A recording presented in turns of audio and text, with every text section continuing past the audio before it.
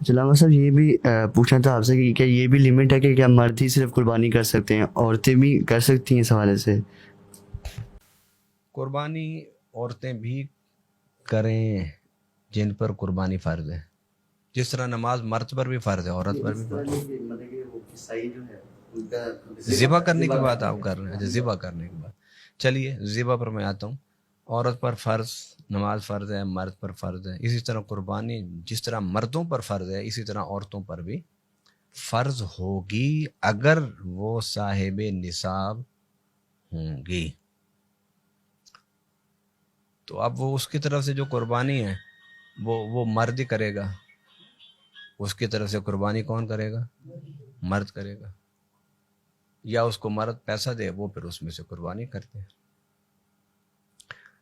اس لیے بہتر یہ ہے کہ آپ جو جو جو کنبا رکھتے ہیں نا، کنبے سے مطلب یہ ہے کہ گھر میں بڑے ہیں، ان کے ساتھ ان کے بہن بھائی بھی ہیں، اپنی بھی اولاد جوان ہیں، تو ان کو چاہیے بڑا جانور کر لیں۔ بڑا جانور کریں گے تو اپنی اگر بیوی پر قربانی واجب ہوگی تو اس کا حصہ ڈال لیں، بیٹے پر قربانی ہے تو اس کا حصہ نیت کر لیں، باپ ہیں ماں ہیں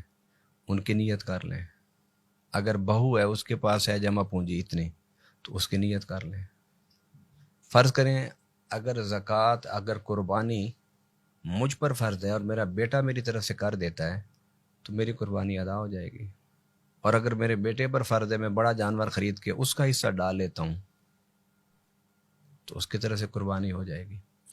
اب رہی بات یہ کہ ذبح کرنے کی بات، ذبح کرنا قربانی کے جانور کا عورت کے لیے منع نہیں ہے، مسلم شرط ہے کہ مسلمان ہو ذبح کرنے والا، خواہ مرد ذبح کرے یا عورت ذبح کرے، دونوں ذبح کر سکتے ہیں، شرعی طور پر کوئی ممانعت نہیں ہے۔